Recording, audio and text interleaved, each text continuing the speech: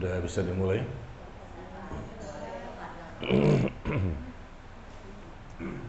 Assalamualaikum warahmatullahi wabarakatuh. Alhamdulillah hamdan katsiran tayyiban mubarakan fihi kama yuhibbu rabbuna wa yarda. Wa nusalli wa nusallim ala nabiyyina Muhammad wa ala alihi wa ashabihi ajma'in. Ya ayyuhalladzina amanu taqullaha haqqa tuqatih wa la tamutunna illa wa antum muslimun, amma ba'd. Jemaah sekalian, ikhwan dan akhwat yang berbahagia, kita bersyukur kepada Allah tabaraka wa taala. Di siang hari ini alhamdulillah kita kembali bisa mendatangi salah satu majelis ilmu yang semoga Allah berkahi. Kita bertemu karena Allah, karena kita ingin melaksanakan salah satu perintah yang Allah wajibkan kepada kita, yaitu perintah untuk menuntut ilmu, mempelajari tentang agama kita yang kita cintai, yang kita yakini kebenarannya, yang berusaha kita pahami dan kita amalkan, dan kita pertahankan agama ini sampai akhir hidup kita. Semoga apa yang kita lakukan Allah catat sebagai amal saleh yang dapat memperberat timbangan kebaikan kita nanti pada hari kiamat. Ibu-ibu sehat semuanya? Sehatnya zahir dan batin?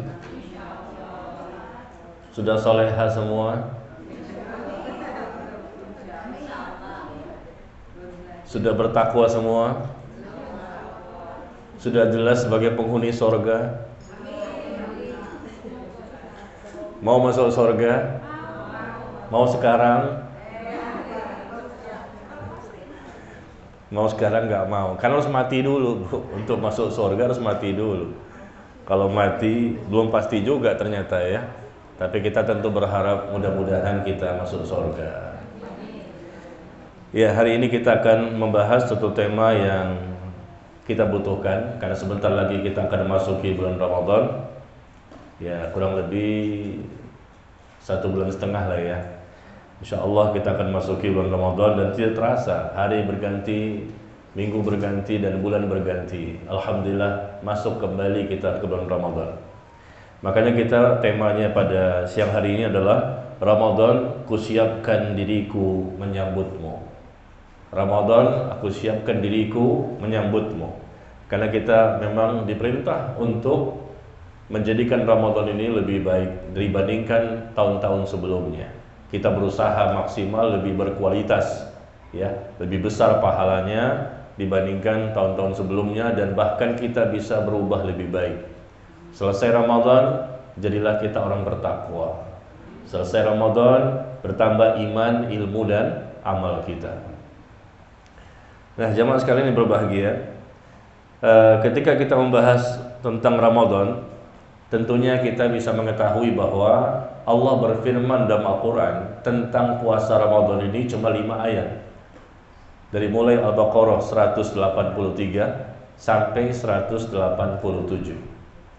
Inilah 5 ayat yang mesti diketahui dan dipahami oleh setiap muslim, karena mereka wajib untuk berpuasa di bulan Ramadan. Ya, 5 ayat itu Al-Baqarah 183 sampai 187. Dan Ramadan ini adalah bulan yang mulia, bulan yang penuh dengan ganjaran dan pahala. Seorang muslim tidak layak untuk meninggalkan puasa di bulan tersebut kecuali kalau memang ada uzur syar'i. Ya, sesuatu alasan yang bisa dibenarkan ketika dia meninggalkan puasa Ramadan. Ketika kita buka yang pertama Al-Baqarah 183. Allah berfirman, ya ayyuhalladzina amanu kutiba alaikumusshiyam kama kutiba alal ladzina min qablikum la'allakum tattaqun. Wahai orang-orang yang beriman, diwajibkan kepada kamu berpuasa sebagaimana telah diwajibkan kepada orang-orang sebelum kalian. Jadi sebelum kita juga, dengan nabi-nabi sebelumnya, dengan umat-umat sebelumnya, mereka juga berpuasa. Salat pun diwajibkan kepada mereka, zakat pun diwajibkan kepada mereka, puasa pun diwajibkan kepada mereka. Jadi bukan kita saja sebetulnya, kita dengan nabi yang terakhir. Tetapi dengan nabi-nabi sebelumnya, ternyata mereka semua juga diwajibkan untuk beribadah seperti itu. Diwajibkan kepada setiap orang-orang beriman dengan nabi yang terakhir ini sebagai umat kita, umat yang terakhir, dengan kitab suci yang terakhir yaitu Al-Quran. Diharapkan nantinya kita bisa menjadi orang yang bertakwa, la'allakum tattaqun, agar kamu bisa menjadi orang bertakwa. Salah satu cara yang Allah berikan kepada hambanya agar hamba tersebut menjadi orang bertakwa, karena takwa itu merupakan perkara yang wajib untuk kita perjuangkan. Allah hanya menerima amal yang dilakukan oleh orang bertakwa. Kalau tidak bertakwa, tidak diterima amalnya. Allah hanya mencintai orang bertakwa. Allah hanya menyelamatkan orang bertakwa. Dan orang bertakwa pasti bahagia dunia dan akhirat. Target kita di akhirat ingin masuk ke dalam surga. Target kita di dunia sampai mati ingin bisa menjadi orang bertakwa. Ini target kita. Wa ma khalaqtul jinna wal insa illa liya'budun. Tidak aku ciptakan jin dan manusia kecuali untuk beribadah kepada aku.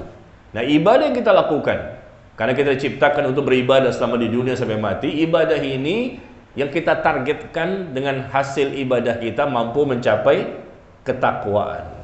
Dan untuk bisa menjadi orang bertakwa banyak caranya. Lakukan yang wajib maupun yang sunnah. Tinggalkan yang haram, yang makruh, yang syubhat. Nah, salah satu perkara yang diwajibkan agar kita bisa menjadi orang bertakwa adalah berpuasa di bulan Ramadan selama 1 bulan. Dari mulai subuh sampai maghrib. 1 bulan bisa jadi 29 hari atau 30 hari. Makanya disebutkan di ayat berikutnya 184, ayyam ma'dudat, hari-hari yang sudah ditentukan untuk kita berpuasa pada hari-hari tersebut. Nah, coba kita lihat apa yang mesti kita ketahui. Tentunya menyambut bulan Ramadan dengan iman, ilmu, dan amal. Banyak sekali orang yang berpuasa di bulan Ramadan tapi nggak punya ilmu, hanya semangat saja. Tanpa ilmu, akibatnya ibadah-ibadah yang dilakukan sepanjang Ramadan bisa jadi keliru dan salah. Akhirnya tidak mendapatkan pahala. Na'udzubillah. Letih, capek, lelahnya selama 1 bulan tidak membuahkan hasil. Makanya sambut Ramadan ini dengan iman, dengan ilmu dan amal. Iman itu artinya percaya dan yakin bahwa ini adalah perintah Allah. Kemudian dia sambut dengan ilmu, bagaimana cara beribadah dengan benar. Kemudian dia beramal soleh, lakukan sebanyak mungkin. Kita berlomba-lomba ini. Jangan sampai kita termasuk orang yang merugi dan menyesal karena sudah berada di bulan Ramadan nanti ternyata tidak bisa maksimal. Nah, kita lihat perkara yang pertama, puasa itu diwajibkan kepada siapa saja sih? Ternyata puasa Ramadan itu diwajibkan kepada yang pertama, seorang muslim. Seorang muslim wajib untuk berpuasa Ramadan ketika tidak ada udzur. Yang kedua, seorang yang sudah baligh, sudah mens, sudah haid sudah baligh, maka mereka wajib untuk berpuasa. Yang ketiga, seseorang yang berakal. Jadi orang yang tidak berakal tidak wajib, seperti orang gila, orang pikun, tidak wajib. Kalau mereka tidak berpuasa, tidak berdosa. Bu, tidak berdosa, Bu, kalau gila sama pikun. Jadi kalau ibu kepengen nggak punya dosa, na'udzubillah min dzalik Sama seperti sholat, wajib dia muslim, wajib dia baligh dan berakal. Kalau tidak berakal, tidak wajib. Dia tinggalkan sholat, dia tinggalkan puasa Ramadan, tidak berdosa. Karena orang yang punya akal, yang dia mengerti bahwa dia sedang berpuasa, merekalah yang diwajibkan. Yang keempat, kewajiban bagi orang yang berpuasa ini adalah orang yang mampu. Orang yang mampu secara fisik dan tidak menimbulkan kemudaratan kepada kesehatannya. Mampu secara fisik, dia tidak sakit. Mampu secara fisik untuk menunaikan ibadah puasa Ramadan selama 1 bulan. Tetapi bagi orang yang sakit, maka dia boleh berbuka atau tidak puasa, tapi dia harus wajib mengqadha'nya di waktu-waktu yang lain di luar bulan Ramadan. Dan itu sakitnya yang intinya bisa sembuh, maka wajib mengqadha'nya. ya. Tapi kalau sakitnya nggak sembuh-sembuh, memang dia sakitnya menahun, maka tidak usah mengqadha, cukup membayar fidyah saja. Seperti orang tua yang sudah sangat sepuh, ya, atau mungkin masih muda tapi nggak sembuh-sembuh penyakitnya. Mungkin ada penyakit tertentu, kata dokter ini kelihatannya nggak bisa sembuh mungkin, ya, harus makan obat terus gitu misalnya. Maka orang seperti ini boleh tidak berpuasa, tapi wajib dari sisi yang lain, yaitu dia bayar fidyah, ya, karena sebetulnya dia adalah orang yang diwajibkan, dia orang berakal, tapi secara fisiknya yang lemah, mungkin sudah tua, lemah, renta, atau mungkin sakitnya menahun, maka cukup dia membayar fidyah saja. Kemudian yang kelima, yang diwajibkan untuk berpuasa Ramadan adalah orang yang mukim, bukan musafir. Seorang yang mukim, bukan musafir, bukan dalam kondisi safar, mereka lah yang diwajibkan untuk berpuasa Ramadan. Kalau berpuasa ternyata kondisinya sedang safar, mereka boleh berbuka. Ya, safar ini sudah disebutkan dalam Al-Quran. Coba kita lihat di surah Al-Baqarah 184. 184, ya. Allah sebutkan di situ, "Faman kana minkum maridun aw 'ala safarin fa'iddatun min ayyamin ukhra." Barang siapa di antara kalian yang ternyata dia sakit atau dalam perjalanan safar, kemudian dia tidak berpuasa, maka wajib mengganti sebanyak hari yang dia tidak berpuasa pada hari-hari yang lain. Ya, seperti itu, wajib, ya. Safar itu boleh memperbolehkan dia berbuka, tapi dia wajib untuk mengganti, sama seperti sakit tadi. Ya, dan bagi orang-orang yang berat menjalankannya, wajib membayar fidyah. Membayar fidyah ini memberikan makan kepada seorang fakir miskin. Satu hari memberikan makan satu orang, satu hari memberikan makan satu orang miskin, ya. Dan diberikan makanan itu kapan? Ketika di waktu malam berbuka. Karena orang miskin juga puasa. Atau di waktu sorenya untuk dia berbuka nanti malam. Gitu. Bukan dikasih ke orang miskin yang nggak puasa. Kasih ke orang miskin yang puasa. Jadi dia bisa manfaatkan fidyah kita itu untuk dia bisa berbuka. Ya. Jadi kadang-kadang ada orang yang bayar fidyah, kadang dia nggak bisa puasa, maka dia berikan kepada sembarang orang yang nggak puasa, nggak sholat pun, ya sebaiknya kepada orang-orang ibadah saja lah, ya. Kita berikan kepada mereka karena kita ingin mendapatkan pahala lebih besar. Karena kita memberikan makan kepada orang yang berbuka, maka kita juga dapat pahala dari ibadah yang dia lakukan.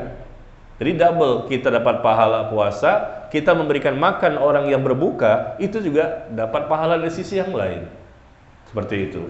Jadi fidyah ini memberikan makan kepada orang miskin, dan cukup satu kali makan satu hari. Misalnya dia nggak puasa 5 hari, maka dia memberikan makan kepada 5 orang fakir miskin, mungkin di hari yang sama 5 orang itu, atau mungkin 1 orang fakir miskin tapi 5 hari yang berbeda.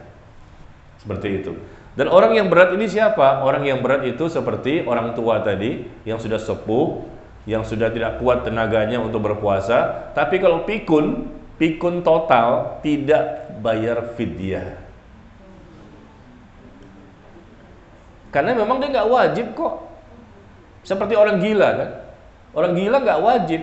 Kenapa diberikan fidyahnya untuk orang yang pikun total? Tapi kalau dia masih sadar gitu, ya, cuman nggak kuat dari sisi fisik, nah itu bayarkan fidyah. Maka lihat orang tua itu, apakah dia pikun total atau karena fisik semata.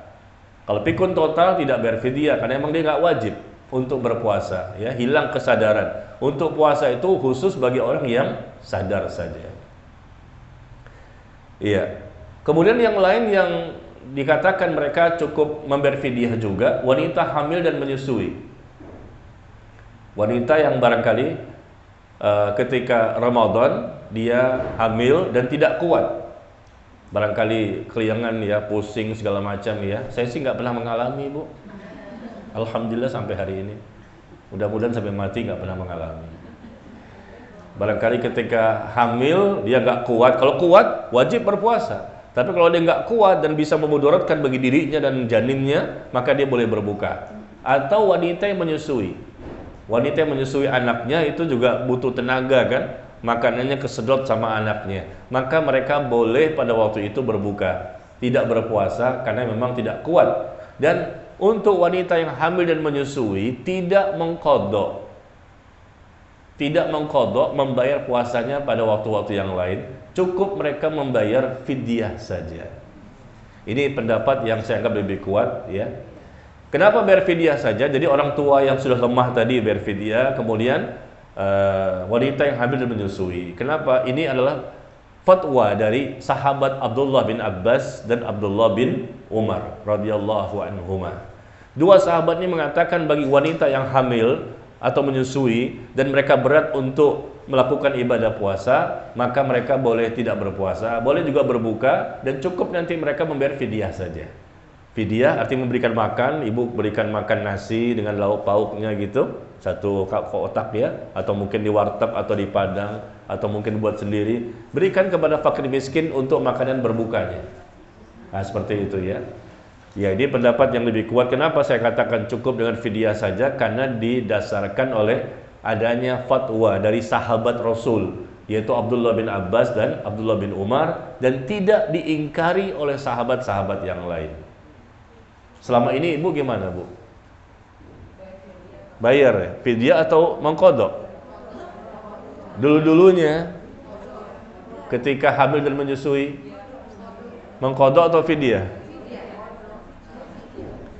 Iya, barangkali ada yang sudah membayar fidyah, ada juga mengqadha ya, karena ibu-ibu barangkali melihat ada beberapa pendapat kan ya.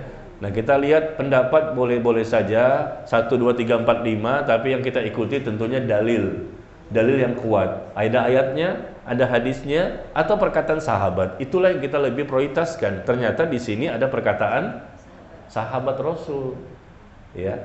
Demikian. Nah, inilah di poin ayat 184 ya.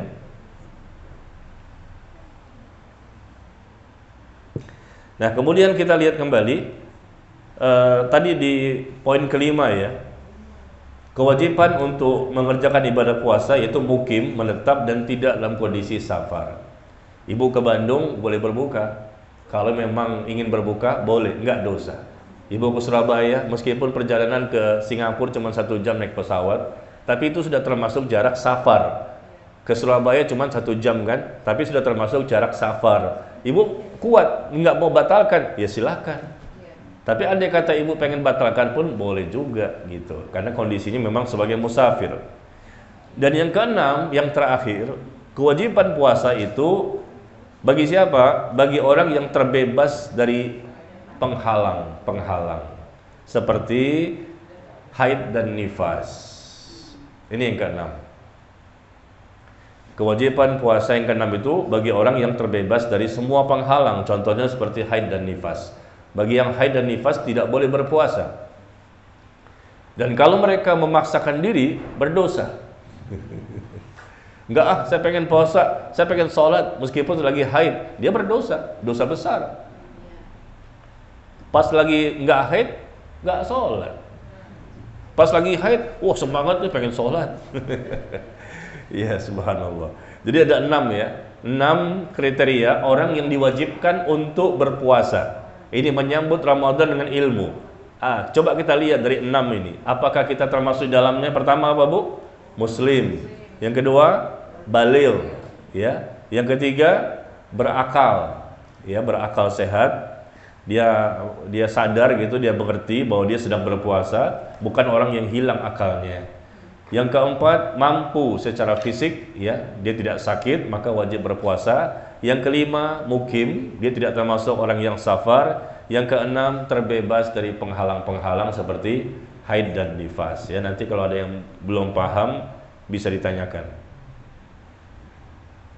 Nah, kemudian ibadah puasa Ramadan ini Allah wajibkan di tahun kedua Hijriah, ketika Rasulullah dan para sahabatnya berhijrah ke Madinah. Selama di kota Mekah 13 tahun itu nggak ada puasa Ramadan. Puasa Ramadan itu baru ada ketika Rasul dan sahabat hijrah ke kota Madinah. Tahun keberapa? Tahun kedua Hijriah. Tahun kedua Hijriah di hari Senin di bulan Sya'ban turunlah ayat ya ayyuhalladzina amanu kutiba alaikumusiyam. Nah, itu hari Senin di bulan Sya'ban di tahun kedua Hijriah. Dan di tahun kedua Hijriah ini ketika ada di Madinah, pada waktu itu juga adanya zakat fitr, ada juga Idul Fitri, ada lagi Idul Adha. Ya, itu baru tahun kedua Hijriah. Idul Fitri, Idul Adha. Kemudian zakat fitrah kata kita kan istilahnya zakatul fitr atau puasa Ramadan, itu semuanya atau menyembelih hewan kurban. Ya, itu baru ada di tahun kedua Hijriyah ketika berhijrah ke Madinah. Ya, selama di Mekah nggak ada puasa Ramadan 13 tahun, nggak ada kewajiban, nggak ada ayat yang turun. Ya, selama di Mekah tidak ada Idul Fitri, Idul Adha, 13 tahun di situ. Ya, tapi kita nggak boleh mengikuti periode Mekah ya. Saya ikut yang Mekah aja deh. Ya nggak boleh. Ya karena ayat sudah turun di kota Madinah dan ini berlaku sampai hari kiamat. Ya. Kemudian Rasulullah SAW beliau wafat di tahun keberapa, Bu? Tahun berapa beliau wafat Rasulullah? Tahun? Ibu wafat tahun berapa? Tahun 11 Hijriyah. Rasulullah wafat tahun 11 Hijriyah. Ya, dan puasa Ramadan mulai diwajibkan tahun 2 Hijriyah. Berarti Rasul berpuasa Ramadan berapa kali? Berapa tahun? 9 tahun, ya. 9 tahun sejak tahun kedua Hijriyah sampai tahun 11 Hijriyah.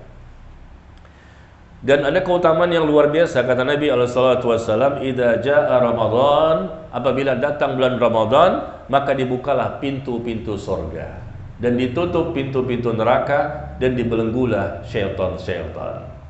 Keutamaan yang luar biasa. Ini dibukanya 1 bulan full. Sebetulnya pintu-pintu surga itu dibuka setiap Senin dan Kamis. Makanya Rasul berpuasa pada Senin dan Kamis. Di hadis disebutkan pintu surga dibuka setiap Senin dan Kamis, maka peluang untuk diterimanya amal lebih besar. Dan Rasul ingin amal itu diangkat, dinaikkan ke atas ketika beliau sedang berpuasa. Kalau mingguan, ya Senin dan Kamis dibuka pintu surga, ditutup pintu neraka. Tapi kalau yang sifatnya 1 bulan full, itu hanya di bulan Ramadan. Dibuka pintu surga artinya peluang yang sangat besar kita untuk mendapatkan surga, dan betul-betul memang terbuka pintu surga itu. Berapa pintu surga, Bu? Pernah ke sana? Kok bisa tahu? Jumlahnya 8? Oh, dari saya. Saya juga nggak pernah pengalaman. Kata Rasul di hadis ya. Pintu neraka ada berapa? Pintu surga ada 8, pintu neraka ada 7 pintu neraka jahanam, ya, naudzubillah.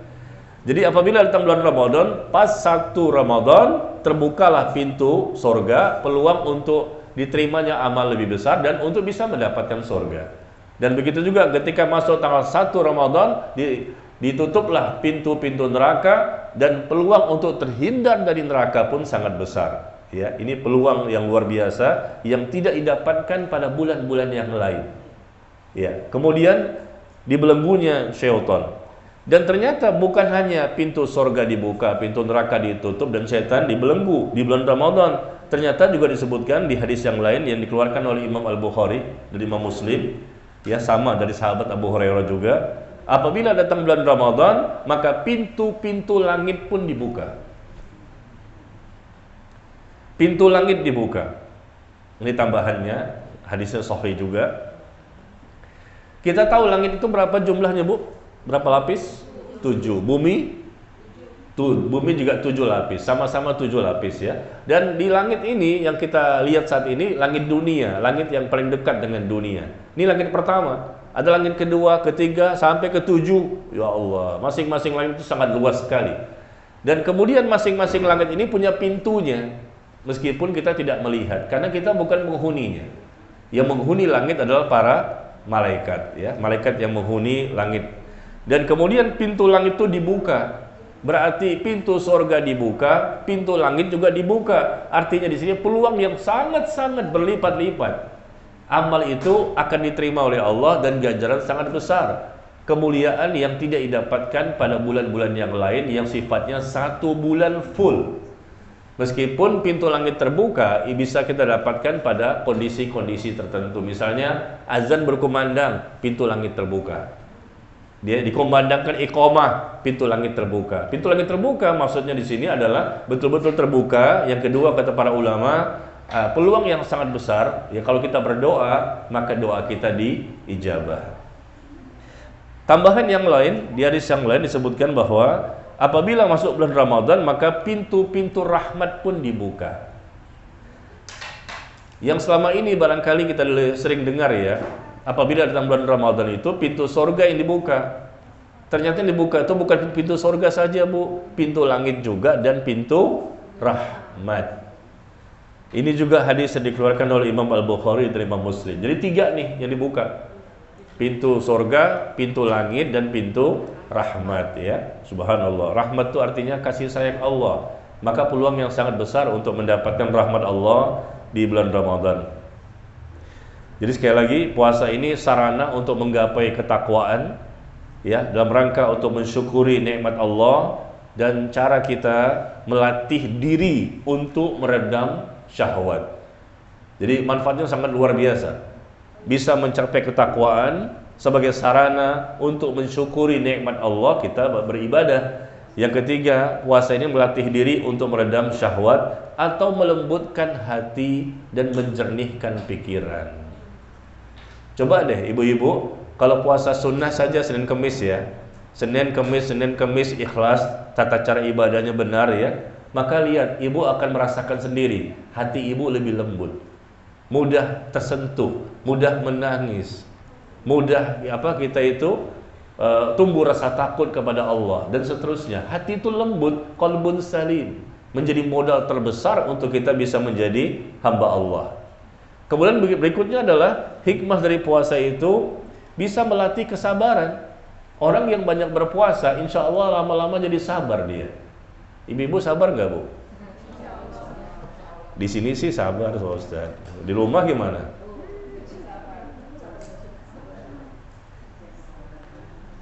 Jadi puasa itu bisa melatih untuk meredam syahwat yang tidak sesuai dengan syariat ya.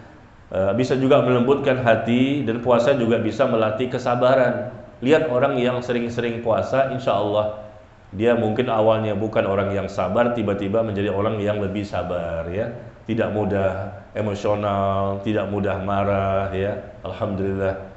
Jadi orang-orang seperti inilah yang Allah inginkan. Maka untuk melatih supaya kita bisa sabar banyak caranya, di antaranya dengan puasa. Dan puasa bukan lagi Senin Kemis.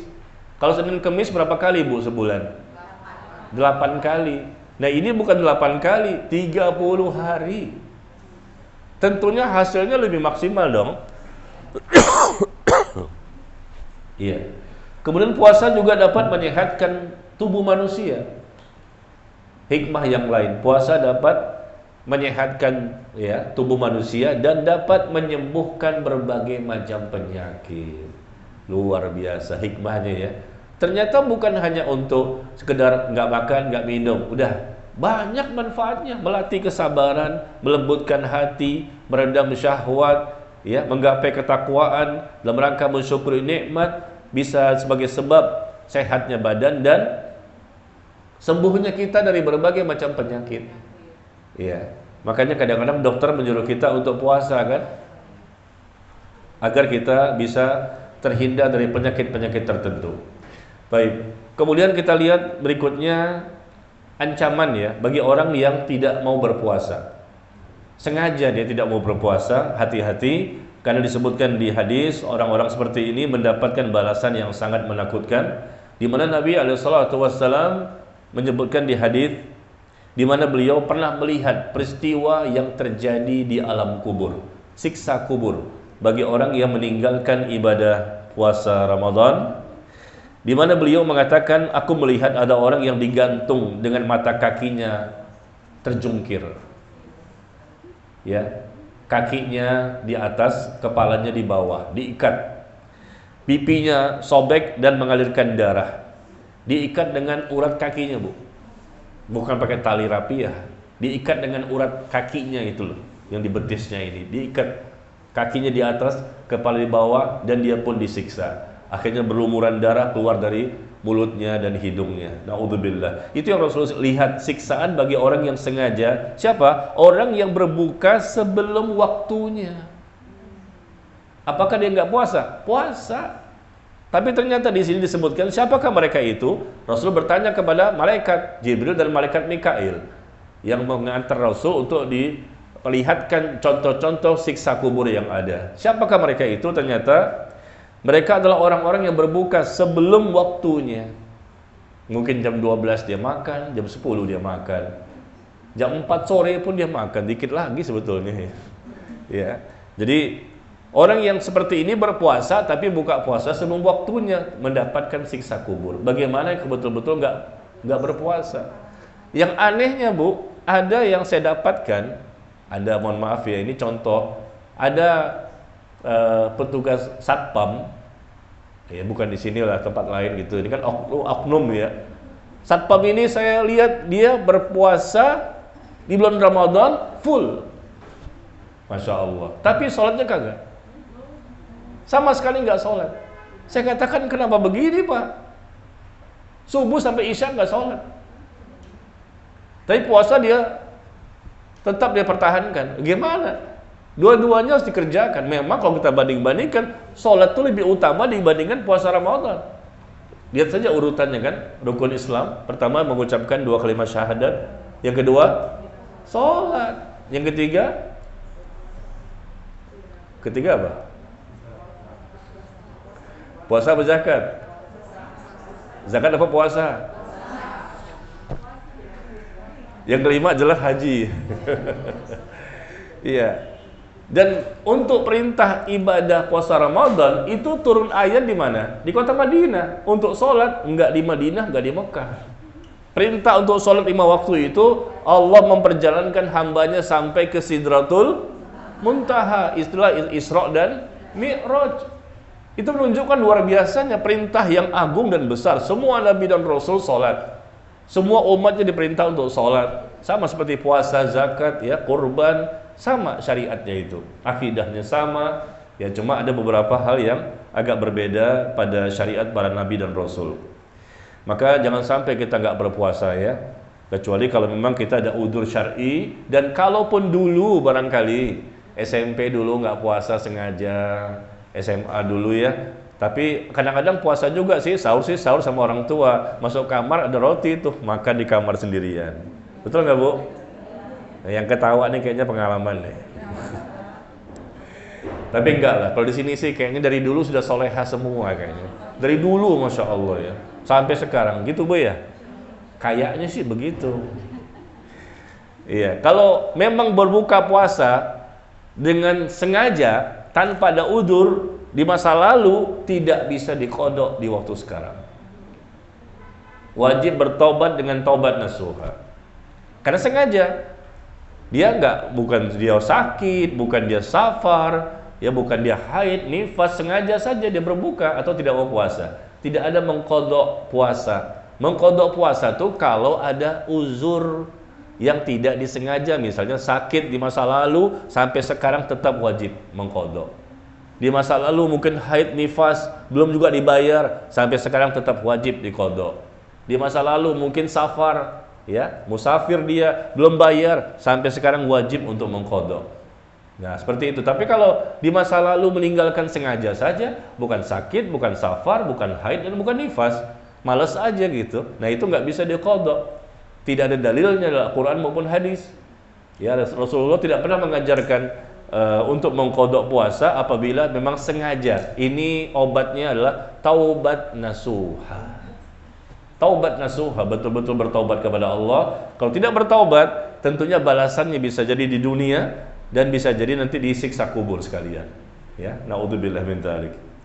Kemudian ketika kita berpuasa, tentunya kita bangun sahur ya, bangun sahur, dan sahur ini jangan sampai ditinggalkan. Dan sahurlah kalian kata Nabi, karena dalam makan sahur itu ada keberkahan. Ya, jangan sampai nggak bangun sahur. Dan sahur itu waktunya mendekati waktu subuh. bukan jam 11 malam, bukan jam 2 malam, bukan jam 3 malam. Sahurnya itulah waktu makan kita, ya, mendekati waktu subuh. Dan Rasul bersahur itu, ya, ketika dekat sekali waktu subuh. Dan sebaik-baik sahur dengan apa? Dengan kurma. Sebaik-baik sahur dengan kurma, ya. Maka kita jangan lupakan ini. Ketika kita mau sahur, mau puasa sunnah atau yang wajib, kita siapkan kurma. Itu lebih baik karena ada keberkahan di situ. Tasahharu, bersahurlah kalian, dan sebaik-baik sahur dengan makanan kurma, ya. Kemudian kita bersahur ini juga agar berbeda dengan ahlul kitab. Orang Yahudi dan Nasrani ternyata mereka juga puasa, tapi puasanya mereka tidak bangun sahur. Ya, kadang-kadang ada orang yang pengen karena ngantuk kali ya, atau yang lain males, nanti sekalian aja lah pas subuh bisa ke masjid. Dia sahurnya mungkin jam 11, jam 12, jam 1, jam 2 ya. Gak boleh seperti ini. Ini menyerupai orang Yahudi dan Nasrani. Karena orang Yahudi dan Nasrani itu tidak bangun sahur, tidak makan di waktu sahur. Sahur itu waktu-waktu yang dekat dengan waktu subuh. Ya, bahkan disebutkan kita bersahur itu agar mendapatkan salawat dari malaikat. Malaikat berselawat. Hadis dari Abu Sa'id Al-Khudri radhiyallahu an, bahwa Nabi SAW bersabda, makan sahur adalah makanan penuh dengan keberkahan. Jangan kalian meninggalkannya walau dengan seteguk air. Meskipun cuma seteguk air. Usahakan untuk sahur. Ngantuk banget ya, dibangunin sama mungkin suaminya. Gimana Bu cara banguninnya Bu? Kalau suami bangunin ibu gimana? Ayang beb gitu ya. Jangan meninggalkan sahur walaupun dengan seteguk air, karena Allah dan malaikatnya berselawat kepada orang yang makan sahur. Allah berselawat, malaikat berselawat. Hadis yang dikeluarkan oleh Imam Ahmad. Artinya Allah berselawat, Allah memberikan rahmatnya kepada hamba itu. Dan malaikat berselawat artinya malaikat mendoakan kita. Ini luar biasa keutamaan sahur ya. Jangan sia-siakan waktu sahur yang memang mustajab juga ternyata. Waktu sahur mustajab untuk kita berdoa kepada Allah. Dan jarak antara waktu sahur dengan azan sekitar membaca 50 ayat. Yang terjadi di zaman Rasul Sallallahu Alaihi Wasallam. Berapa banyak Bu? 50 ayat, berapa lama itu waktunya? 50 ayat kira-kira berapa lama? 10 menit ya? 10 menit. Ibu pernah nggak atau sudah rutinitas kan baca Al-Muluk setiap malam? Al-Muluk kan dibaca setiap malam bisa terhindar dari siksa kubur kan? Bacalah Al-Muluk, karena Al-Muluk itu setiap malam maksudnya kata Rasulullah, karena bisa menghindarkan seseorang dari siksa kubur. Berapa ayat Al-Muluk? 30. Nah itu berapa lama bacanya? 5 menit. 30 ayat 5 menit. Kalau lama mungkin bacanya agak lama 10 menit. Kalau bacanya cepat 5 menit. Itu 30. Nah, sahurnya Rasulullah, Rasul mulai makan sahur sampai azan berkumandang subuh itu sekitar membaca 50 ayat.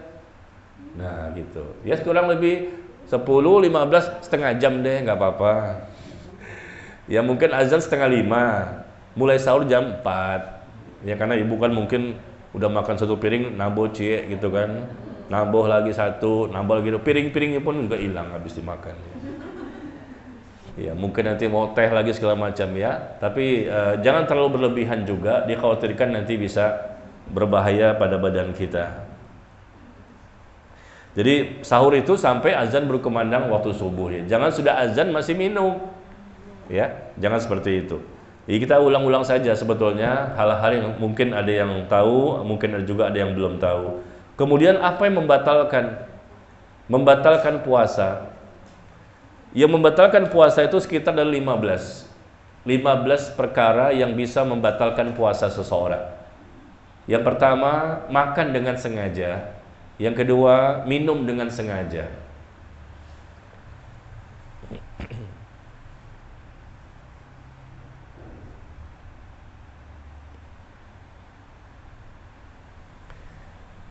Sengaja ya.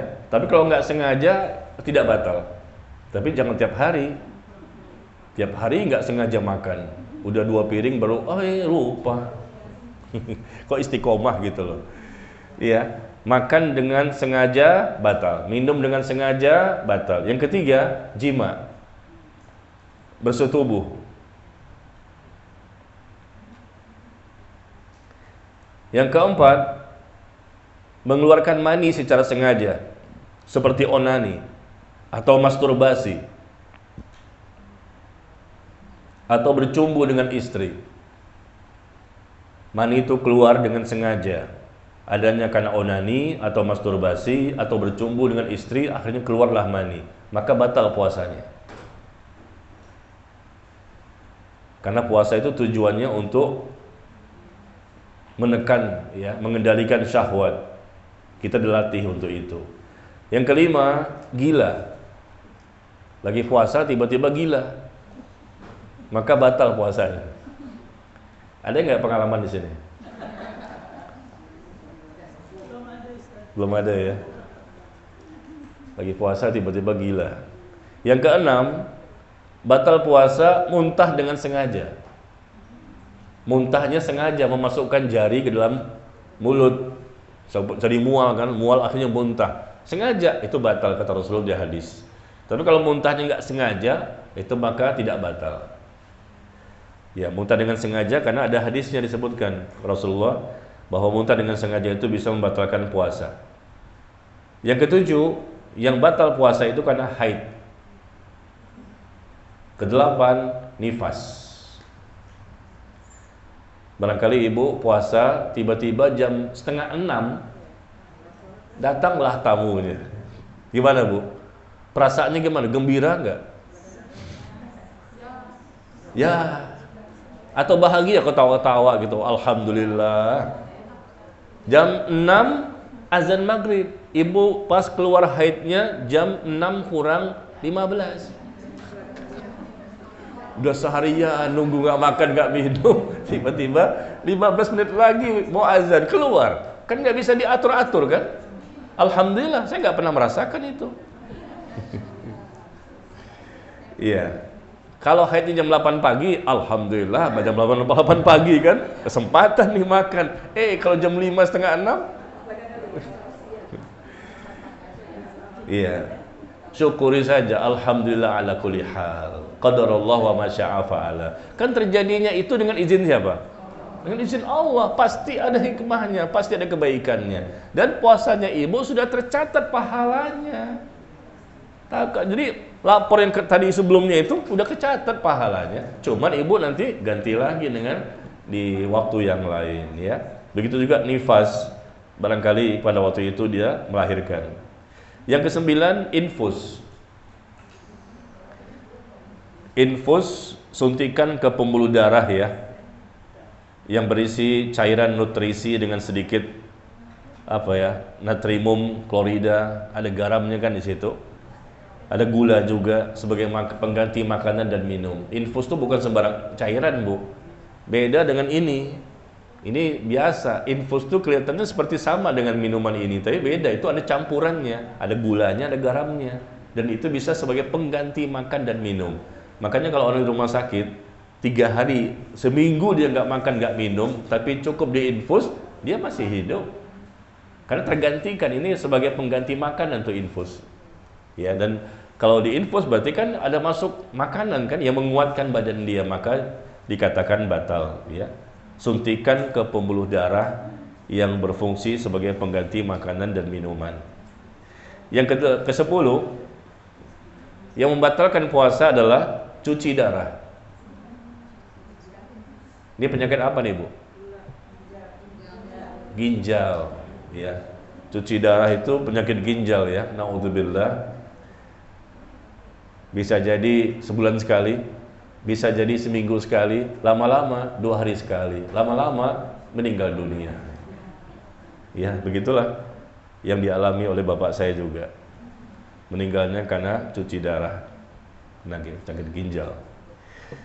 Ya, cuci darah ini bukan sekedar darah dikeluarkan, tapi nanti dibersihkan dan dimasukkan lagi beserta zat-zat. Tambahan-tambahan zat-zat itu dimasukin lagi. Kan dikeluarkan, dibersihkan kan? Masukin lagi itu bersama dengan zat-zat yang lain, bisa juga menjadikan dia semakin kuat. Yang ke-11, menerima transfusi darah. Orang yang menerima transfusi darah itu pun membatalkan puasanya. Berbeda dengan orang yang transfusi ya.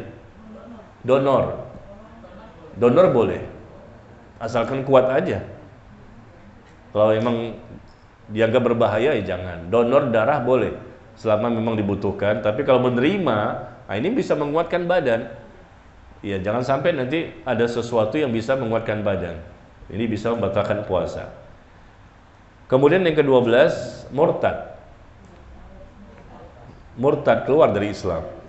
Batal puasanya. Yang ke-13, pembatal puasa yang lain adalah tidak berniat untuk berpuasa sampai datangnya waktu subuh. Orang itu tidak punya niat sampai subuh, nggak punya niat untuk puasa, maka batal puasanya. Karena puasa yang wajib, puasa Ramadan, ya, dan puasa wajib yang lain seperti puasa nazar atau mengqadha puasa, itu sudah harus punya niat sebelum subuh. Jadi di waktu malamnya itu, ibu mau tidur sudah niat tuh di hati ya, bukan di lisan. Ada niat, niat tuh artinya adalah keinginan, tujuan atau maksud melakukan sesuatu karena Allah.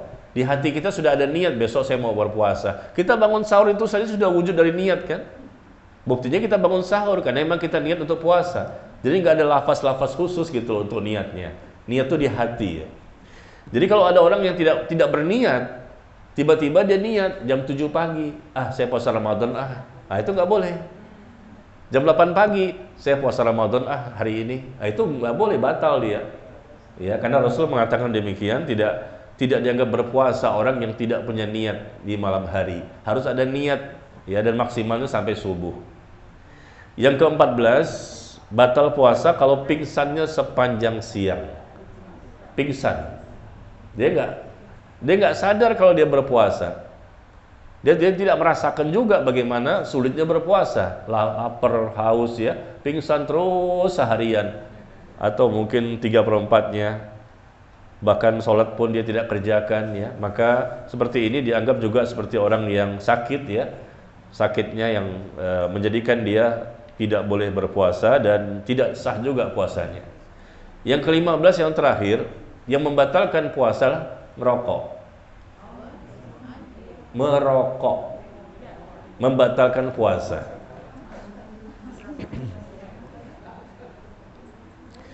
Ini yang saya ketahui dari fatwa-fatwa para ulama, saya kumpulkan sekitar 15 ya, pembatal-pembatal puasa. Adapun yang tidak membatalkan puasa jumlahnya banyak, selain ini saja itu jumlahnya bisa puluhan.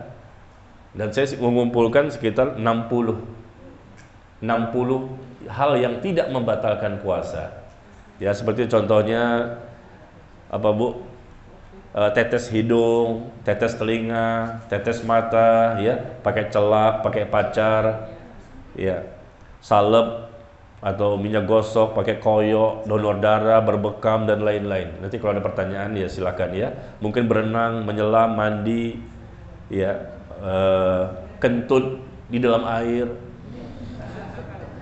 kentutnya di dalam air, terus gitu kan? Itu nggak batal puasa, ya. Menghirup barangkali debu jalanan, minyak wangi, mimpi basah di siang hari. Namanya mimpi basah kan, mimpi ini kan nggak bisa diatur, tiba-tiba mimpi basah, nggak batal ya. Menelan ludah, muntah tidak sengaja dan lain-lain. Kemudian kita percepat karena waktu kita ini. Asar jam berapa sih? Jam berapa asar? 3:30. 3:30 apa 3:30? Yang benar yang mana?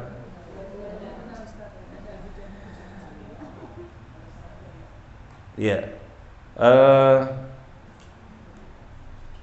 barangkali nanti ada yang bertanya mungkin ya tentang suntikan ya. Ya, ada suntikan yang membatalkan puasa, ada suntikan yang tidak membatalkan puasa. Yang membatalkan puasa seperti apa? Infus, ya. Infus itu membatalkan puasa. Karena infus ini sebagai pengganti makanan Tapi ada juga suntikan yang tidak membatalkan puasa, yang memang tidak mengandung bahan makanan. Ya, misalnya suntikan apa, Bu? Suntikan anti nyeri. Itu bukan makanan. Ya. Itu tidak membatalkan puasa. Kemudian juga ada suntikan-suntikan lain, ya misalnya suntikan melalui otot ya. Ya, tidak membatalkan puasa karena sama dengan suntikan melalui kulit. Sama seperti vaksin. Suntikan vaksin itu tidak membatalkan puasa. Ya, karena tidak sebagai pengganti makanan. Beda dengan infus. Infus itu memang ada unsur makanannya dan bisa mengenyangkan atau bisa bertahan hidup ya. Nah, seperti itu. Suntikan vaksinasi COVID kemarin ya, ketika sedang berpuasa itu boleh. Kemudian juga apalagi Bu yang lain?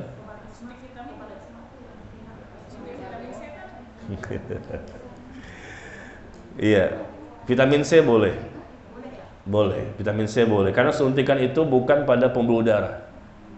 Bukan pada pembuluh darah. Suntikan juga bisa melalui kulit, ya. Kalau suntikan melalui kulit maka tidak membatalkan puasa. Jadi artinya hal-hal seperti itu sudah difatwakan oleh para ulama, apa saja yang bisa membatalkan puasa dari sisi suntikan ya. Karena ada beberapa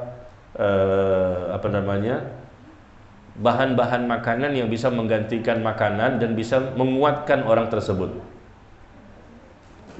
Suntikan misalnya insulin gimana? Tahu insulin? Bagi orang yang kena diabetes, itu suntikan melalui apa? Kulit. Ya, itu boleh.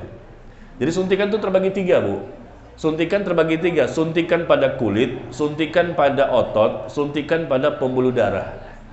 Nah, kalau suntikan pada pembuluh darah batal, seperti infus. Kalau suntikan pada kulit atau suntikan pada otot tidak membatalkan puasa. Suntikan pada otot seperti vaksinasi, seperti itu. Jadi nggak semua suntikan itu membatalkan, karena memang tidak tidak sama dengan makanan dan minuman sebagai penggantinya. Kemudian kita ketika berpuasa hendaknya hati-hati ya. Kita menjauhi pembatal-pembatal puasa. Tetapi kita tidak menjauhi pembatal-pembatal pahala puasa. Ini beda, Bu. Pembatal puasa 15. Pembatal pahala ini juga mesti kita jauhi. Kadang ada orang yang dia puasanya sah, tapi pahalanya 0. Capek gak tuh? Capek deh. 15 tadi dia nggak lakukan, tidak batal, dia tidak makan, tidak minum, tidak jima segala macam, tetap sampai azan maghrib puasanya sah, tapi 0 pahalanya. Kenapa? Karena ternyata dia melakukan pembatal-pembatal pahala puasa. Contohnya berdusta, berbohong. Ya, di hadis disebutkan demikian. Allah tidak butuh kepada makan dan minum yang dia tinggalkan. Allah nggak butuh dengan puasanya dia, dengan syahwat dia yang dia tinggalkan, karena dia berbohong. Dengan berbohong tadi, berdusta, sedang berpuasa, berdusta. Nah, maka puasanya sah, ya, artinya tidak batal, tapi pahalanya hilang. Itu baru berdusta. Bagaimana kalau meninggalkan sholat? Ayo. Di hadis disebutkan berdusta saja, Allah nggak butuh dengan makan dan minum yang dia tinggalkan, dengan syahwat yang dia tinggalkan. Allah nggak butuh dengan puasanya. Dia nggak dapat pahala puasa, meskipun secara hukum puasanya sah. Ya, hanya berbohong saja. Contoh yang Rasul sebutkan di hadis. Bagaimana kalau meninggalkan sholat? Sekarang saya tanya, meninggalkan sholat sama bohong, gedean mana dosanya? Ya, sholat lebih gede, Pak. Lebih besar ini dosanya. Nah, tapi kan aneh, kok ada orang yang puasa tapi nggak sholat di bulan Ramadan, dia mementingkan puasanya ini. Ya, ini salah kaprah ya, kesian sekali. Makanya Rasul mengatakan, rubba sha'imin hazzuhu min siyamihi ilal ju' wal 'atash. Betapa banyak orang yang berpuasa di bulan Ramadan tidak mendapatkan apa-apa dari ibadah puasanya kecuali lapar dan haus semata. Bu, hanya kata Rasul, lapar dan haus saja, nggak dapat pahala. Ini Rasul ucapkan berapa tahun yang lalu ini. Berapa tahun? 1400 lebih tahun yang lalu. Ketika Rasul masih hidup. Berapa abad yang lalu. Betapa banyak rubba sha'imin, betapa banyak orang berpuasa tidak ada apa-apa dari puasanya. Tidak mendapatkan manfaat pahala dari puasanya kecuali lapar dan haus. Kenapa? Dia tidak melakukan pembatal puasa, tapi melakukan pembatal pahala puasa. Mungkin lagi puasa korupsi, mungkin lagi puasa meninggalkan sholat, mungkin lagi puasa dia berdusta, mungkin lagi puasa dia menipu. Nah ini, ada nggak orang seperti itu? Ya, naudzubillah min dzalik ya. Artinya dosa-dosa besar dia lakukan dan dikhawatirkan nanti puasanya sia-sia. Dan ini bukan puasa saja. Dan di hadis lain disebutkan rubba sha'imin, juga disebutkan rubba qa'imin hazzuhu min salatihi ila ta'bu wan nasab. Betapa banyak orang yang salat, kata Rasulullah, tidak mendapatkan apa-apa dari salatnya kecuali capek dan letih semata. Salat nggak dapat apa, cuma capek letih saja. Kenapa? Mungkin niatnya nggak ikhlas atau tata cara ibadahnya nggak benar. Nah, selama 1 bulan Ramadan kita mengerjakan salat tarawih kan? Salat tarawih setiap malam kan?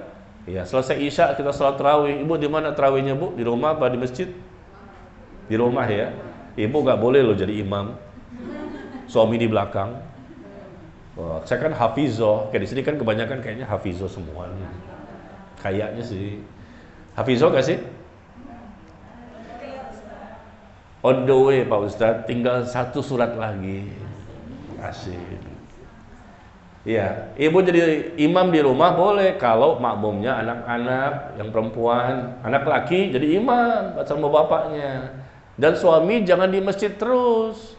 Sekali-sekali lah di rumah, berjamaah di rumah, Bu. Ya Allah, nikmat banget ya. Di kamar pakai AC, tenang. Satu keluarga semua, suami jadi imam. Dan gak usah panjang-panjang. Mungkin Al-Baqarah saja, mungkin Ali Imran aja. Iya, kan suami ibu kan hafiz. Namanya pun Pak Hafiz. Iya, nikmat Bu, meskipun cuman wattini wazaitun idza zulzilatil ardu zilzalaha wa akhrajatil dia alhaakumut takatsur. Suami jadi imam, bacanya bagus, masya Allah. Anak dan istri jadi makmum, selesai itu 11 rakaat. Ya Allah, enak banget ya. Besok begitu lagi. Artinya jangan terlalu sering lah di masjid ya. Boleh di rumah kan, nggak mesti wajib di masjid. Ya apalagi kalau ibu-ibu sendirian, dikhawatirkan nggak semangat.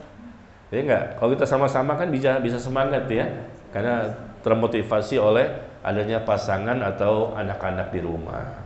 Jadi hati-hati, kita saksikan setiap tahun ini di YouTube juga ada kan tuh orang yang sholatnya cepat-cepat begitu, 23 rakaat cuma 6 menit, 6 menit, 7 menit, 23 rakaat, itu tidak sah.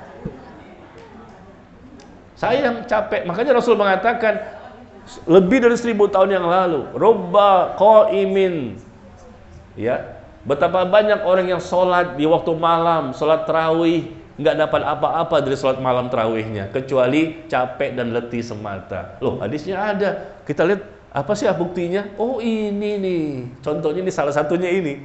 Betapa banyak orang yang sholat malam, misalnya sholat tarawih ini di bulan Ramadan, nggak dapat apa-apa. Kenapa? Mereka sholatnya terlalu cepat, tidak ada tumak ninah. Tumak ninah itu rukun sholat. Tidak tumak ninah, tidak sah sholatnya. Ya, coba kita di YouTube. Mereka berdiri, Allahu Akbar.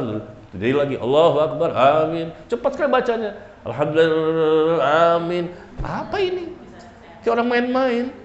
Dan itu diikuti ribuan orang, Bu, makmumnya. Dan setiap tahun ganti-ganti kotanya. Di Blitar, nanti di Kediri, nanti di Kudus, nanti di mana, di Jawa Timur itu. Diikuti oleh pesantren-pesantren yang mereka bukan orang bodoh.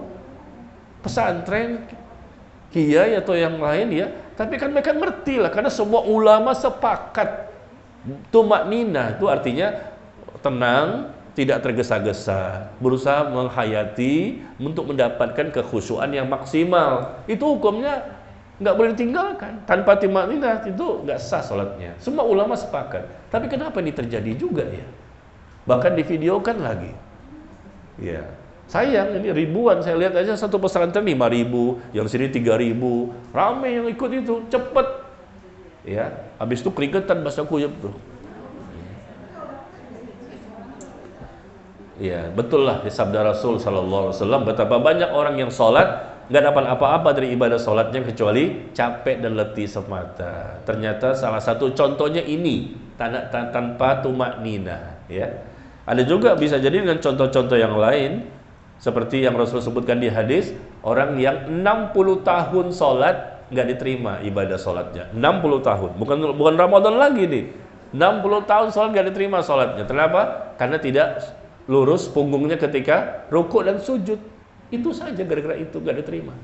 Karena dia ibadah tanpa ilmu, sembarangan. Sholat-sholatan, ibadah-ibadahan, agama-agamaan. Ya, ketika rukuk harus lurus begini, Bu. Ya, tulang punggung kita, kecuali lagi sakit beda ya. Ketika sujud juga lurus tulang punggungnya, jangan melengkung. Apalagi biasanya ibu-ibu ketika rukuk nih, agak melengkung ya. Posisi tangan pun tidak di lutut, tapi di betis, bahkan di mata kaki. Ini mau senam apa mau sholat? Atau kadang-kadang telapak tangannya di pahanya, jadi dikit aja begitu, nggak sah sholatnya. Gimana? Kata Rasul, 60 tahun sholat nggak diterima oleh Allah, gara-gara itu doang. Kadang-kadang rukuknya benar, sujudnya nggak lurus, atau sujudnya benar, rukuknya nggak lurus. Hanya itu saja, nggak diterima. Makanya ibadah nggak boleh sembarangan. Kita harus belajar. Nih capek nih sebulan ini. Kita capek, letih, lelah, kurang tidur, ya baca Quran juga, akhirnya nggak dapat pahala. Nauzubillah. Itu 1 bulan loh, apalagi seumur hidup, salah semua.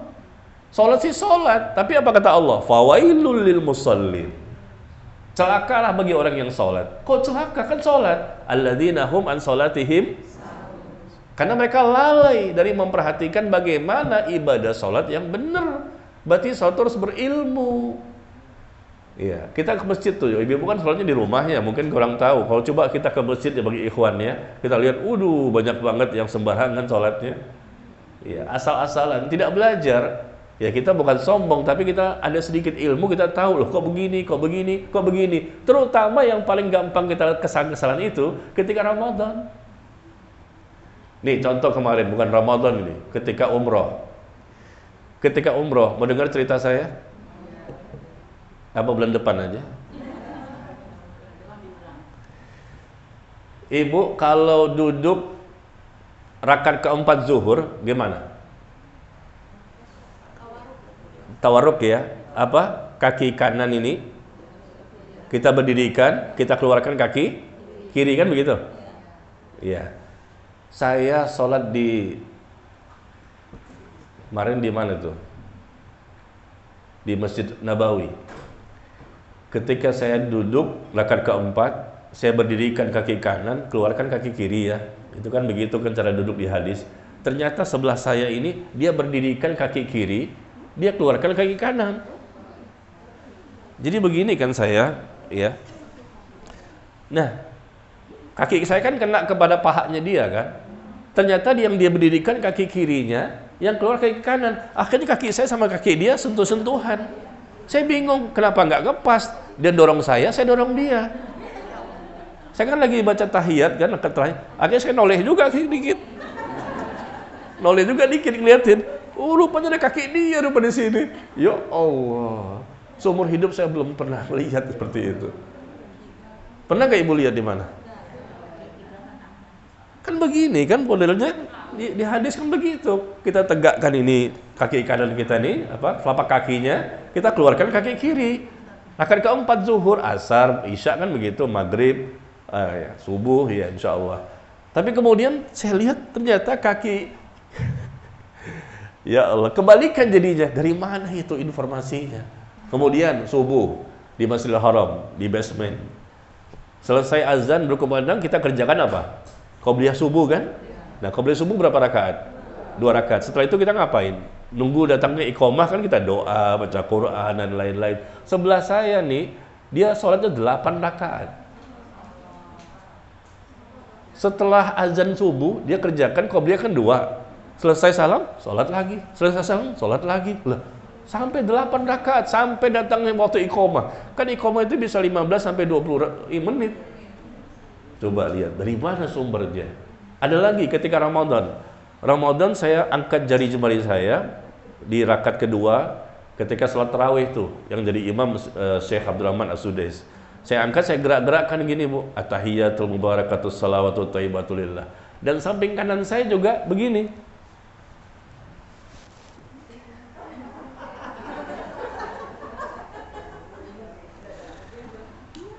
Jadi ternyata dia menggerakkan kedua jarinya begini. Kiri dan kanan dia gerakkan dua-duanya. Saya kan di sampingnya. Kalau saya di sini berarti kan dia di sana. Tapi kok di sebelah saya dia begini-begini, akhirnya saya noleh juga ngeliat gitu. Loh, kok sebelah saya sama-sama gerakin sama begini? Seharusnya kan kanan sebelah sana, saya lihat sebelah sana. Oh, dia gerakin juga di sana. Ya Allah, berarti dua-duanya dia gerakin telunjuknya. Ada yang begitu ya? Itu di Masjidil Haram, sholat tarawih. Orang luar semua itu. Artinya yang aneh-aneh. Ini kan sholat merupakan ibadah terbesar, paling utama, paling agung setiap hari kita mengerjakan. Puasa Ramadan cuma 1 bulan setahun. Ini kan tiap hari seharusnya kan lebih bagus kan, lebih mengerti kita, lebih paham. Jangan-jangan puasa Ramadan juga berantakan, lebih jauh. Haji umrohnya juga lebih jauh, lebih banyak salahnya. Karena kan ini jarang-jarang dilakukan kan. Yang dilakukan paling sering itu apa? Sholat. Dua-duanya digerak. Jadi samping saya gerakin begini, boleh gerak, boleh juga enggak ya. Tapi kan aneh, sebelah saya ada. Akhirnya saya melirik ke mata saya. Boleh Bu, boleh sih. Karena penasaran. Oh, samping saya nih. Ini kan tangan kirinya dia ini. Kan kanan gimana? Oh, tangan kanan juga gerak juga sama-sama. Angkat dua jarinya. Ya Allah. Jadi kasusnya banyak sekali yang aneh-aneh karena memang tidak semua ternyata kaum muslimin yang beribadah dengan ilmu ya. Maka dengan puasa Ramadan ini saya mengajak diri saya, marilah Ramadan kusiapkan diriku menyambutmu dengan iman, dengan ilmu dan amal saleh ya. Baik, kita buka sesi tanya jawab saja karena 3:30 sudah masuk azan ya. Silakan barangkali ada yang mau bertanya. Izin bertanya. Kalau kita lagi puasa terus bersiwak, itu liur yang kena siwak itu apa boleh ditelan atau harus dibuang? Iya, barakallahu fiik. Bersiwak tidak membatalkan puasa. Bersiwak tuh Bu, ya, tidak membatalkan puasa dan bekas liur kita kan otomatis nempel di situ. Nggak masalah kita pakai lagi kemudian. Tidak membatalkan puasa. Kecuali kalau kita ambil air dari luar. Dari luar kita masukin ke dalam. Ya, sama seperti kita itu kan semuanya dari dalam ya. Seperti kumur-kumur atau air ludah ini semua ada di dalam. Maka tidak masalah kita kalau bersiwak dan siwak itu mungkin air liur kita nempel di siwak itu, kemudian nanti kita pakai lagi siwak itu di waktu asarnya barangkali, di waktu maghribnya, maka seperti ini tidak membatalkan puasa. Ya, Allahu a'lam bishawab. Silakan.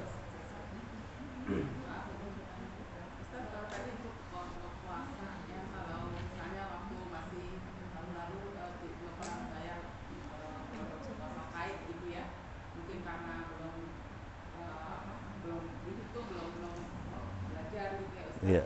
Jadi sekarang kita harus perkirakan, kemudian kita kodok atau bayar fidyah atau bagaimana? Kalau ibu yakin bahwa memang ada di masa lalu yang ditinggalkan seperti haid dan nifas atau sakit atau safar dan belum dikodok dan ibu bisa memperkirakan berapa hari, maka tetap dikerjakan saat ini mumpung masih hidup. Itu hutang. Hutang ya harus ditunaikan. Hutang kita kepada Allah.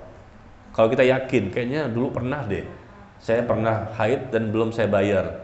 Coba diperkirakan jumlahnya berapa. Kalau nggak bisa, diperkirakan saja berapa, ya. Dan kemudian laksanakan itu dengan niat untuk mengkodok puasa-puasa di masa lalu yang belum kita kodok. Boleh. Ibu lakukan Senin Kemis, puasa Senin Kemis sekaligus niat puasa untuk mengkodok. Dan puasa mengkodoknya dilakukan di hari Senin dan Kemis. Ya, berarti ibu mendapatkan 2 pahala. Pahala mengkodok dan pahala juga puasa pas di hari Senin dan Kemis. Karena dibukanya pintu surga setiap Senin dan Kemis dan amal pun dilaporkan kepada Allah di waktu Senin dan Kemis. Ya. Tidak fidyah. Fidyah itu kan kalau seandainya alasannya karena memang dia tua renta, nggak bisa puasa sama sekali. ya, atau mungkin hamil menyusui, itu saja. Ya, tapi kalau tadi kan beda, tadi kasusnya kan haid, nifas, sakit dan musafir. Nah, itu orang tua meninggal dalam kondisi punya hutang puasa Ramadan. Iya, kalau memang kita tahu ya, tahu persis bahwa orang tua ini pernah sakit di bulan Ramadan selama 5 hari. 5 hari belum dibayar, kita tahu persis. Nah, sampai mati, maka ibu bisa membayarkan fidyah untuknya, memberikan makan kepada 5 orang fakir miskin. Cukup bayar fidyah saja, puasa Ramadan yang ditinggalkan oleh orang tua tadi dan belum sempat diqadha, maka anaknya nanti cukup membayar fidyah, karena begitulah yang difatwakan oleh Abdullah bin Abbas, sahabat Rasul, dan Aisyah radhiyallahu anha. Ya, berdua ini mengatakan bahwa kalau ada orang yang meninggal dunia dalam kondisi masih punya hutang puasa Ramadan, maka cukup dibayarkan fidyah saja. Kecuali kalau puasa nazar. Puasa nazar tahu? Bernazar, misalnya lagi sakit, lalu berjanji kepada Allah, puasa nazar, ya Allah, jika engkau sembuhkan penyakitku, aku akan berpuasa selama 3 hari. Itu janji kan? Janji kepada Allah, namanya puasa nazar. Nah, 3 hari ini harus dikerjakan, wajib, karena janjinya. Dan dia bernazar, ya Allah, saya bernazar kepadamu, jika engkau sembuhkan penyakitku, aku akan berpuasa. Nanti setelah sembuh, berpuasa selama 3 hari. Nah, alhamdulillah dia sembuh. Maka janji tadi harus ditunaikan. Ternyata sampai mati belum juga dikerjakan. Nah, nanti ahli warisnya atau anaknya tadi bisa mempuasakan dengan niat puasa untuk si bapaknya tadi. Bukan fidyah, tapi betul-betul puasa dengan niat untuk membayarkan hutang si bapaknya atau ibunya yang belum sempat melakukan ibadah puasa nazar tadi. Dan ini juga fatwa dari Abdullah bin Abbas dan Aisyah radhiyallahu anha dan juga Imam Ahmad bin Hanbal. Ya.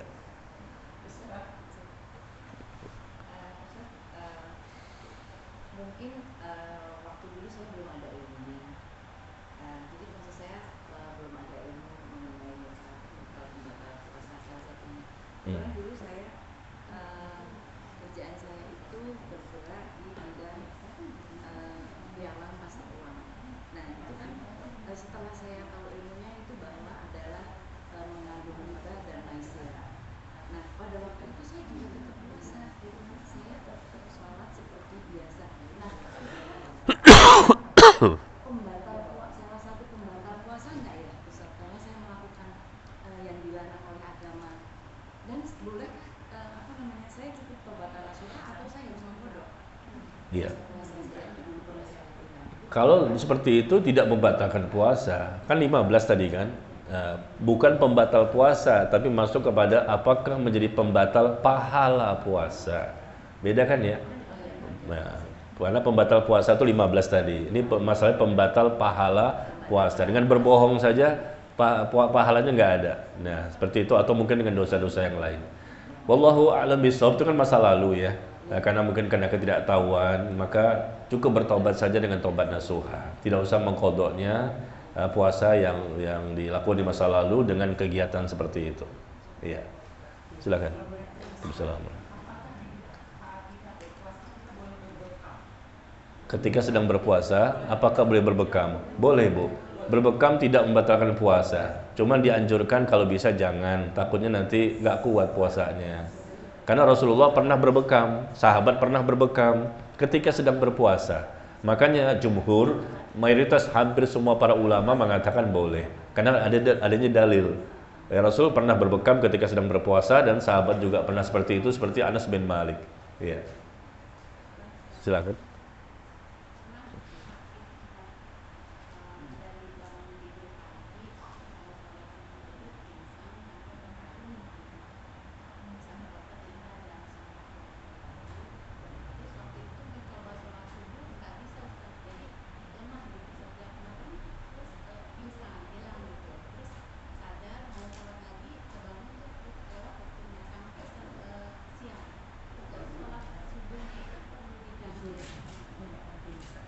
Ya.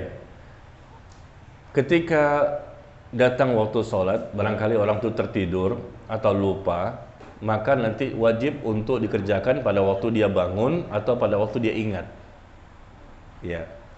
Misalnya jam 11 tidur, bangun-bangun jam 4. Kan zuhurnya lewat. Nah, pada waktu jam 4 bangun, wajib mengerjakan zuhur 4 rakaat, zuhur dulu ya, baru asar 4 rakaat. Karena dia ketiduran, dan itu nggak sengaja, tidak berdosa. Tapi jangan tiap hari. Jam 11 tidur, bangun jam 4. Nah, sama seperti tadi, misalnya, ketika subuhnya itu, mampu nggak dia untuk sholat subuh? Ternyata dia keliangan, kemudian pingsan kan? Pingsan dan sadar-sadar jam 9 misalnya. Ya, maka pas jam 9 itulah dia mengerjakan sholat subuh. Wajib ketika dia sadar, ketika dia bangun. Karena subuhnya itu pas subuhnya dia sadar, tapi ketika itu ternyata pingsan setelah itu. Nah, itu lewat sampai jam 9 mungkin dia siuman, mungkin jam 10 misalnya. Nah, ketika dia sadar itulah dia wajib untuk mendirikan sholat. Seperti itu.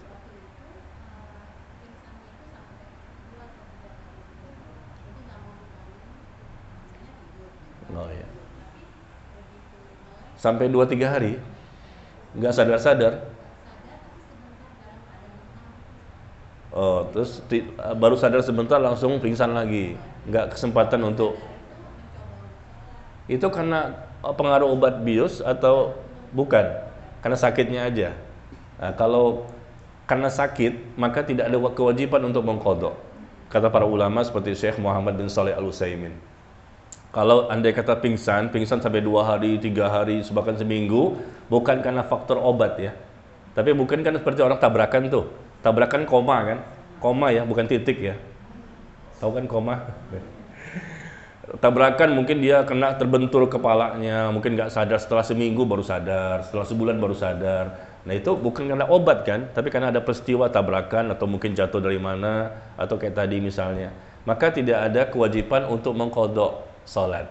Ya, karena dianggap dia sama seperti orang yang tidak berakal. Pada waktu itu tidak sedang sadar. Kan orang yang sadar saja yang diwajibkan untuk sholat. Orang yang sadar berakal saja yang diwajibkan untuk berpuasa.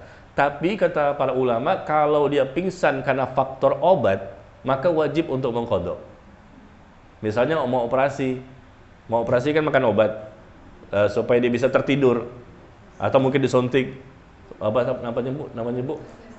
Anestesi ya, disuntik. Nah, ini kan memang ada kesengajaan untuk menjadikan orang itu tidak sadar. Maka sholat yang ditinggalkan wajib diqadha. Tapi kalau memang dia, kata Syekh Al-Utsaimin rahimahullah, kalau dia andai kata memang bukan faktor tadi dikasih obat, disuntik, tapi memang karena faktor ada musibah-musibah yang seperti tabrakan tadi, kebentur atau apa, hilang akalnya, nggak sadar, koma sampai berhari-hari atau bahkan sebulan, maka tidak ada qadha bagi dia, tidak wajib, karena dia pun tidak berdosa. Kan berdosa itu kan kalau sedang sadar. Nah, ini nggak sadar dan tidak sengaja, dia bukan maunya dia, mudah-mudahan nggak sadar sebulan, kan bukan begitu, bukan maunya dia, maka tidak ada kewajiban untuk mengqadha salatnya. Tinggal dilihat aja, ini hasil obat, suntikan, bius, atau hasil dari sakit tadi. Ya, wallahu a'lam bishawab. Silahkan sebelah sini.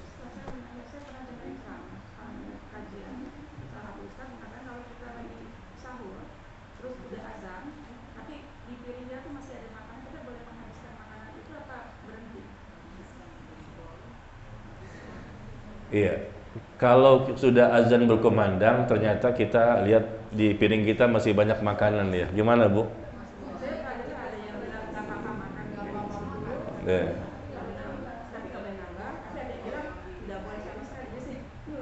Iya. Kesimpulannya memang ada pro dan kontra ya para ulama, tapi kita lihat kepada ayat Quran sajalah. Ini penentunya. Wa kulu washrabu hatta yatabayyana lakumul khaytul abyadu minal khaytil aswadi minal fajr. Ibu buka di surah Al-Baqarah ayat 187. Sudah cukup bagi kita Al-Quran ini atau mungkin hadis yang lain juga. 187 surah Al-Baqarah.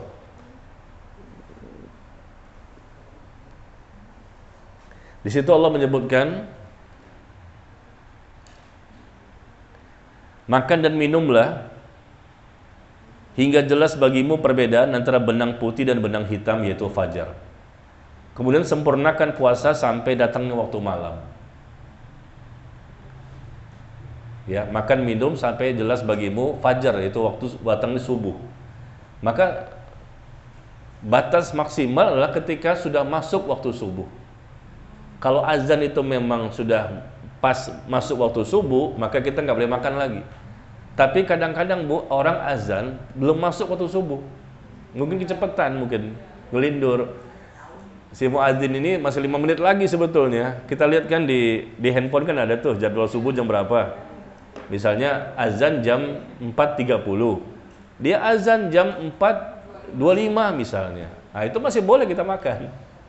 Karena memang sebetulnya belum masuk, tapi mungkin dia kecepatan azannya itu. Ya, karena di tempat kita kan kita paham tuh, di tempat kita jam berapa sih subuhnya. Bahkan kadang-kadang ibu ada apa? Ada waktu tuh kan ditempel di lemari ya, diliatin terus maghribnya jam berapa, maghrib doang tuh diliatin, yang lain sih kagak. Jam berapa maghrib hari ini? Ya, jadi kalau andai kata memang seperti itu kondisinya, sebetulnya jam 4.30, tapi ada orang yang azan jam 4.25, berarti kita masih boleh makan dan minum. Tapi kalau memang betul-betul masuknya subuh 4.30 dan ternyata ada yang makan, harus berhenti makannya. Jangan makan lagi. Meskipun memang ada hadisnya tadi. Hadisnya itu sendiri diperselisihkan kesohihannya oleh para ulama. Ada yang mengatakan sahih, ada yang mengatakan tidak. Dan kalaupun sahih, ya, ini berkaitan tentang apa? Kata para ulama, kalaupun dianggap sahih, itu maksudnya azan pertama. Bukan azan kedua. Di zaman Rasul itu azan 2 kali subuh. Seperti sekarang ibu berangkat haji umroh di Mekah Masjidil Haram itu 2 kali kan subuh. Nah itu maksudnya. Iya. Kalaupun itu dianggapnya hadisnya sahih, karena para ulama mengatakan ada yang dhaif, ada yang sahih. Hukum asalnya subuh. Jadi patokan kita ini sesuai ayat Al-Quran, sesuai juga dengan hadis ya. Tapi andai kata pun dianggap sahih, dimaknakan oleh para ulama bahwa kalau sudah berkumandang azan masih boleh untuk makan, karena itu azan pertama. Teruskan makan sampai datang azan yang kedua. Azan pertama dan kedua itu ada waktunya untuk bisa makan 1 piring masih bisa juga. Gitu. Ibu kalau berangkat haji umroh berapa lama Bu jaraknya? Azan pertama sama azan kedua di Masjidil Haram, Masjid Nabawi? Setengah jam. Azan pertama sama azan kedua. Jadi kalau kita dengar azan, wah udah subuh. Kita lihat jam, di sana beda sama di sini. Di sana 2 kali azan. Ternyata itu azan pertama. Azan pertama itu untuk membangunkan orang untuk siap-siap untuk datang ke masjid. Itu, dan itu terjadi zaman Rasulullah dan para sahabat, azan 2 kali. Ya, karena memang tidak ada jam, tidak ada beker, tidak ada handphone. Orang bingung kan, takutnya terlambat. Maka ini sebagai sarana untuk supaya orang tidak terlambat pas pada waktunya di waktu subuh. Karena banyak orang yang tidur kan. Sama seperti Jumat. Jumat azannya 2 kali, yang satu di pasar, satu di masjid. Ya, itu pun di zaman Utsman. Di zaman Rasulullah nggak ada azan, cuma sekali Jumat. Zaman Rasul sekali, zaman Abu Bakar sekali, zaman Umar sekali. Karena kaum muslimin makin banyak. Akhirnya Utsman berijtihad dan disepakati oleh sahabat yang lain. Karena kalau tidak azan 2 kali, sepertinya banyak yang terlambat. Kan nggak ada jam, speaker nggak ada, mic nggak ada, orang nggak tahu kapan masuknya. Maka diazankan sekali di pasar, tempat berkumpulnya banyak orang. Azan pertama, tutup pasar. Mereka berbondong-bondong ke masjid. Nah, sampai di masjid, pas memang sudah masuk waktu zuhur. Mereka mengumandangkan azan Jumat di situ. Jadi memang dibutuhkan seperti itu. Nah, kalau zaman sekarang, udah ada jam, udah ada speaker, udah ada ada handphone, ada mic, sebetulnya udah nggak perlu lagi ya. Karena memang sebabnya sudah tidak ada. Nah, seperti itu Bu. Jadi kalau dimaknakan hadis sahih pun maksudnya itu azan yang pertama. Tetap kita patokannya begitu azan jangan makan lagi. Makanya ibu lihat jam berapa nih? Oh jam 4:30 ya, pas 4:30 waktu azan. Nah, maka kita harus jaga-jaga gitu loh, waspada. Jangan sampai kita terlalu berlebihan, akhirnya pas azan masih ada makanan di mulut, pedas lagi, cabai rawit 3. Waduh gimana nih? Ya, salah sendiri kenapa? Ya, harus dikeluarkan semuanya. Karena memang Allah katakan makan dan minumlah sampai jelas bagimu benang putih dan benang hitam, yaitu fajar, masuknya waktu subuh. Ya, seperti itu, berhati-hati. Makanya kita harus sampaikan juga kepada anak-anak kita, ayo cepat, bentar lagi azan subuh nih, jangan sampai pas azan masih minum, masih makan. Demikian, wallahu a'lam bishawab. Ada lagi? Assalamualaikum. Aduh, nggak kedengeran Bu. Iya, barakallahu fiikum. Amin wa iyyakum. Amin wa iyyakum.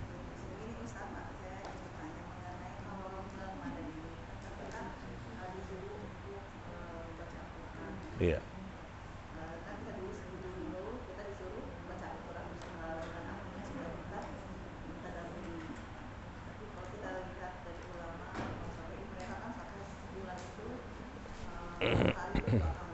Iya. Pada saat itu kita bulan Ramadan kita hanya membaca Al-Quran, tidak membaca artinya, terus stop sementara lagi. Bolehkah gitu? Iya, baik. Barakallahu fiik.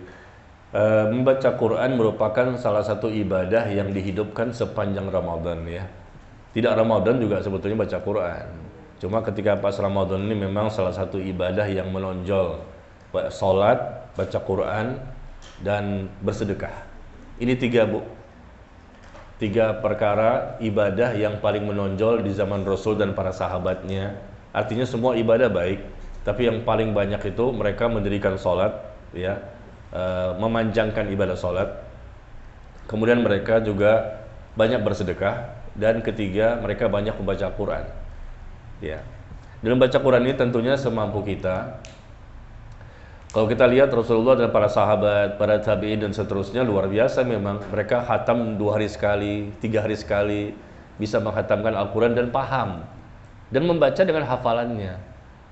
2 hari selesai, 3 hari selesai. Bahkan kita lihat Imam Asy-Syafi'i rahimahullah, beliau menghatamkan Quran per hari 2 kali. Per hari menghatamkan Al-Quran. Ya, sekali duduk Bu, iya. Kalau sudah hafalnya ngelotok, betul-betul bagus hafalannya dan bagus bacaannya, itu 8 jam selesai. 8 jam. Nah, sehari berapa jam? Sehari berapa jam? 24 jam. Itu kita nggak bisa, bukan level saya, maksudnya nggak bisa. Kalau ibu-ibu sih kayaknya sekali duduk Bu, 8 jam selesai, 30 juz dengan hafalan dan bacanya bagus, cepat bacanya. Alhamdulillahirabbil alamin, arrahmanir rahim, maliki yaumiddin, iyyaka na'budu wa iyyaka. Kalau kita Al-Fatihah kita cepat tuh. Yang lain kita nggak cepat. Nah, jadi 8 jam kalau saya lihat teman-teman ustadz-ustadz yang lain gitu, ya mereka cerita juga ketika mereka di pesantren atau mereka store ke ustadznya di akhir-akhir ketika 30 juz, mereka duduk itu dari dari awal sampai akhir sekitar 8 jam atau 10 jam selesai sekali khatam itu, duduk itu. Ya, jadi mungkin bisa jadi ya fisiknya kuat, ya pasti ya, imannya kuat, ilmunya kuat, rasa takut kepada Allah juga luar biasa. Maka sesuaikan saja dengan kemampuan kita. Fattaqullaha mastata'tum. Bertakwalah kepada Allah semampu kalian ya. Kalau memang kita bisa 1 bulan 1 kali, kayaknya itu deh kita ya. Saya Bu, kalau ibu sih kayaknya ya 20 adalah. Betul nggak Bu? Ya, kalau emang kita cuma bisa sekali sebulan, maka cobalah kita juga mentadaburinya dan menghayati. Karena turunnya Al-Quran itu untuk dipahami juga kan, bukan dibaca saja. Kalau tanggal 1 Ramadan sampai tanggal 20, baca plus terjemahan. Begitu tanggal malam 21, kita fokus kepada bacaannya saja tanpa membaca terjemahan. Itu yang terbaik. Karena tujuan Al-Quran diturunkan itu dipahami, bukan sekedar dibaca saja kan, dipahami. Nah, makanya kita mungkin di bulan-bulan lain kagak baca. Ya, bahkan ditanya Ustadz ayat berapa ini, surat berapa ini, bingung aja, kayaknya ayat baru nih. Padahal kita udah pernah baca itu. Karena kita nggak baca terjemahannya. Kita wajib membaca terjemahan, maka khatamkan Quran 30 juz, bacaannya, Arabnya, dan khatamkan Quran juga terjemahannya. Khatam juga terjemahan. Yuk kita targetkan besok nih. Targetkan besok khatam Quran lafaz Arabnya 30 juz, khatamkan Quran juga terjemahannya. Karena yang baca Qurannya wajib, baca terjemahannya juga wajib. Ya, kita kan dalam rangka untuk mentadaburi, menghayati, memahami, nanti tinggal mengamalkan ya. Nah, kesempatan, jadi jangan hanya baca lafaz Arabnya saja, tapi ikutkan dengan baca terjemahan. Bisa kok Bu, 1 ayat, 1 terjemahan, 1 ayat, 1 terjemahan, atau mungkin per 10 ayat, baca lagi terjemahannya, per 10 ayat, terserah aja lah diatur gimana caranya. Kita pokoknya pengen punya tekad target bahwa kita menghatamkan Quran plus terjemahannya. Bisa? Ya, insya Allah seperti itu. Itu yang lebih baik. Karena kita orang Indonesia. Kalau kita lihat ulama tadi kan beda. Sehari bisa 2 kali khatam, per 2 hari khatam, 3 hari khatam. Kenapa? Karena emang orang Arab nggak perlu terjemahan lagi. Nggak perlu terjemahan. Dan mereka paham, bukan sekedar ngerti arti, bahkan paham nih ulama loh levelnya.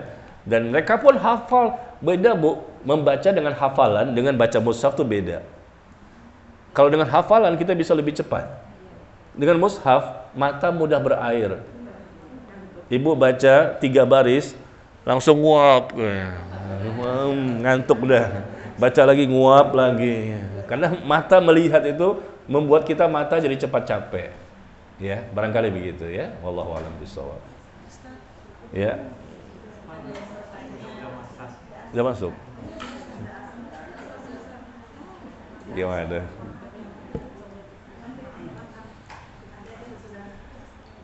Iya, baik. Barangkali sampai di sini ya, karena mau azan ya. Sudah masuk waktu ibadah salat asar.